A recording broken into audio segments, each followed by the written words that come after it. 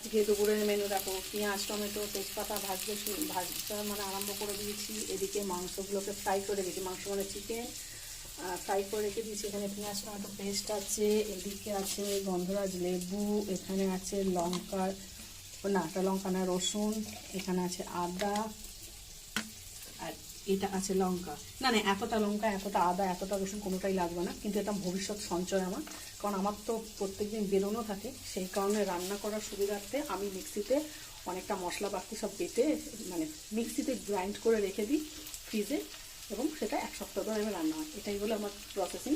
তো যাই হোক, চলো রান্নাটা করতে শুরু করে দিই। আজকে একটু অন্যরকমভাবেই মাংসটা করছি, কোনো নাম নেই, কিন্তু মাংসটা অন্যরকমভাবেই করছি। একটু দেখা যাক কেমন লাগে, বড় মাসে কী বলেন। তো চলো এখন টাটা, আবার পরে। পেঁয়াজ টমেটো ভাজা হয়ে যাওয়ার পর ফ্রাই করা মাংসগুলো 2 কটা আলু রেখে দিয়েছি, পরে দেবো। মাংস ফ্রাই করাটা দিয়ে দিচ্ছি। আচ্ছা, ফ্রাই করার আগে আমি বলে দিই যে ওটা